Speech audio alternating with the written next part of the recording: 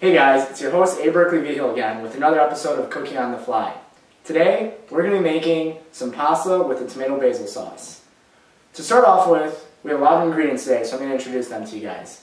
We have penne pasta, salt, whole peeled tomatoes and tomato sauce, garlic cloves, a few Campari tomatoes, some fresh onion, cracked pepper, garlic salt, honey, fresh basil, pecorino romano, and olive oil. Now to start off with, we're going to boil the penne pasta with a little bit of salt. So next I'll show you guys how to do that.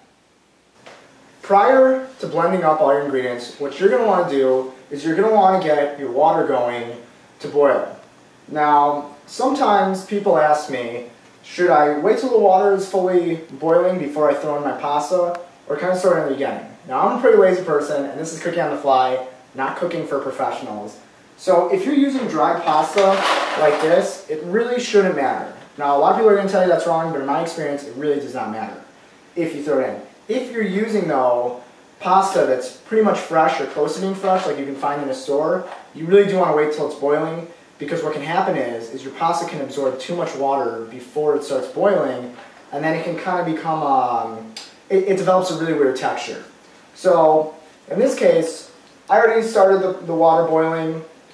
It's fine if it's not, but so what I'm going to do is I already added some salt in to give the pasta some flavor. It cooks in as it's boiling. I'm just putting a little handful,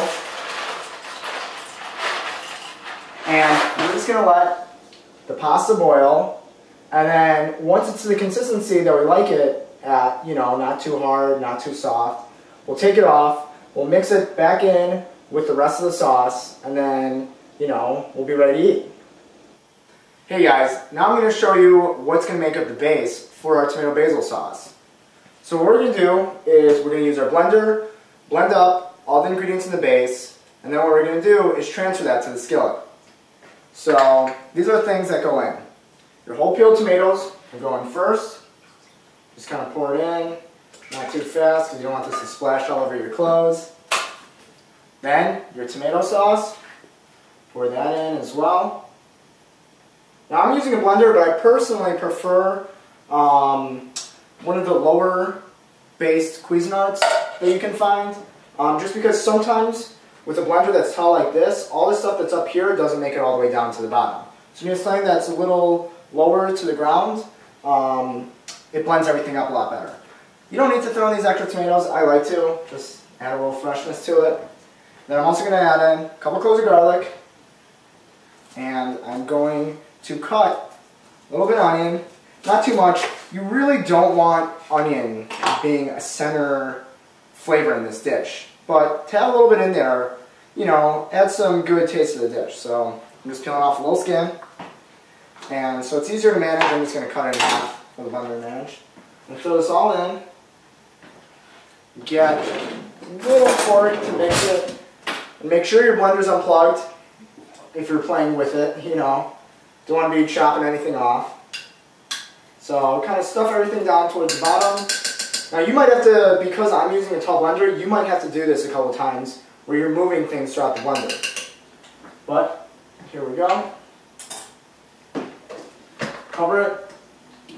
Now plug it in, if I know how to plug it in correctly, and just blend it all together. Now you can hear everything blending. You want a consistency that's not too thin. You want a little clumpiness to your food. But what you do want to do is you want to make sure that all the garlic and all the onions have been somewhat blended up, because you don't want to bite into a big chunk of garlic or a big chunk of onion. So now that this is all blended up, we're going to transfer this to the skillet.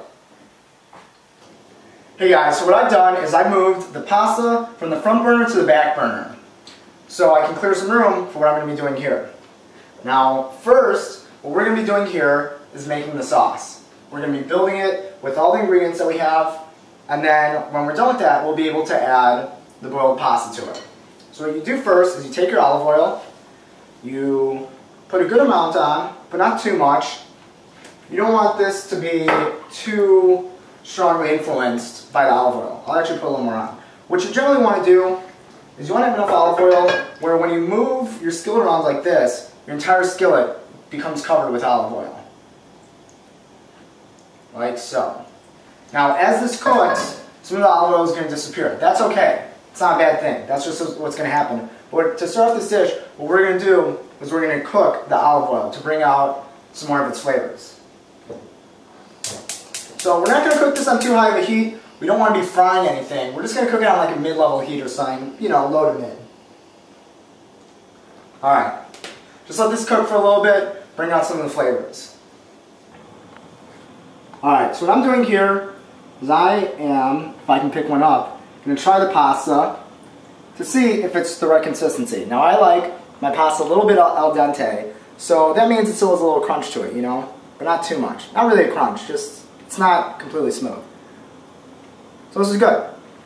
So what I'm going to do is I'm going to take it off the stove, turn this on off, and drain it in my colander.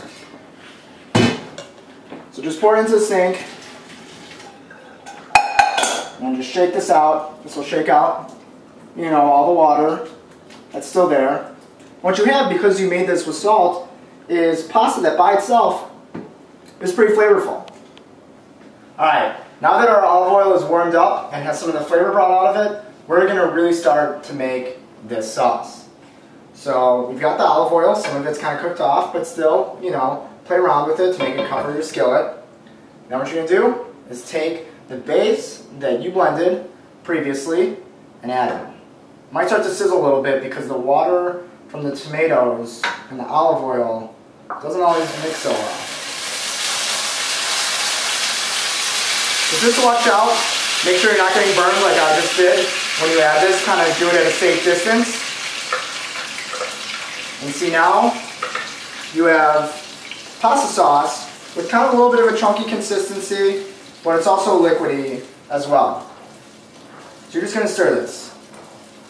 And the nice thing about pouring this out is you're going to see if your blender completely blended all the garlic and the onion.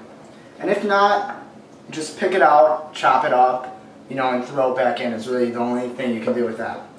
So now that all this is in here, we're going to start adding the other ingredients. So I'm going to turn this up a little bit because the tomatoes are kind of cold.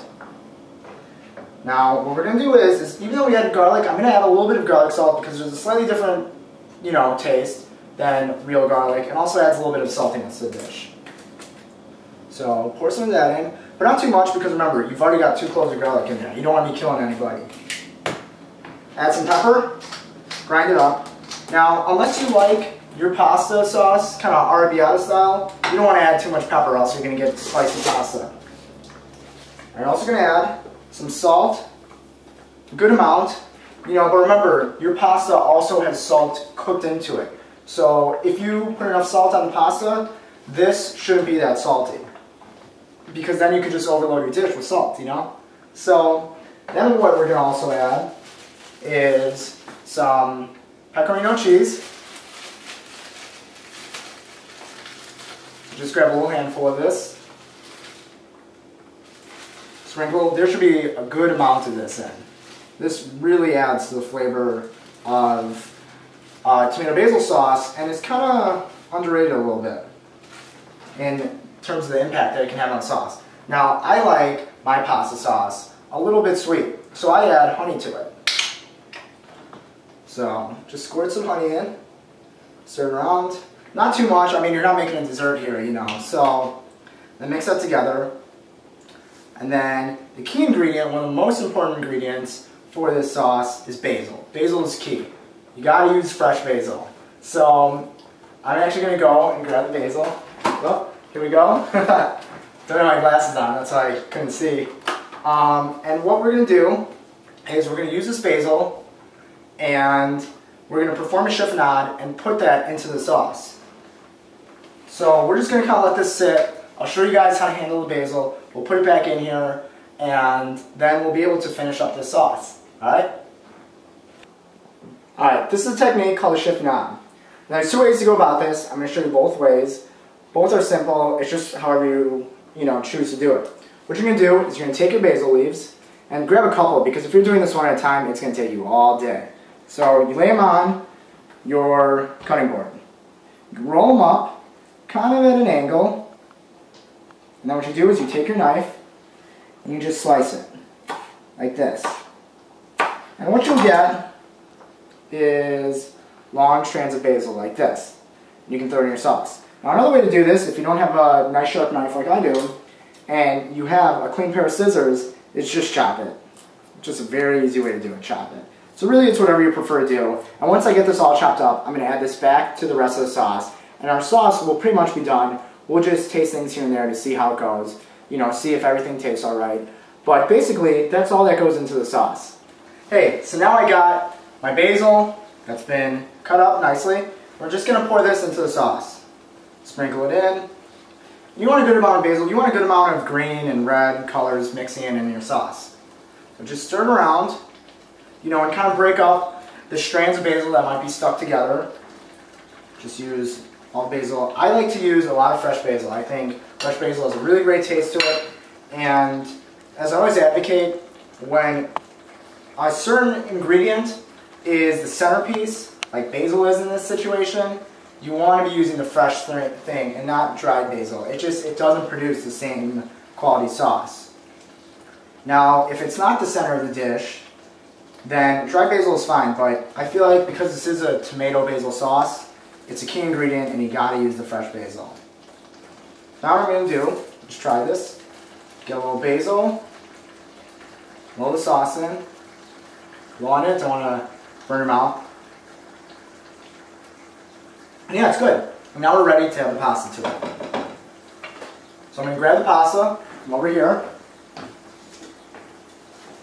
And just nothing fancy, just take it out of your colander, pour it in, and that's it. Now what you're going to do is just mix around. And then when you're ready, and you feel like this is cooked down enough where it's not too soupy, for some people this might be a little too liquidy of a sauce at this point. But when it's at the consistency that you want it to be at, then you basically can just serve it as is. And that's how you cook on the fly, making penne with tomato basil sauce. Alright, so now we've added the pasta to the sauce. It's at the consistency that I wanted it at. So I'm going to give it a try.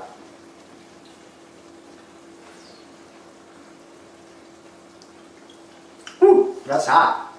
But it tastes great, and that's how you cook on the fly.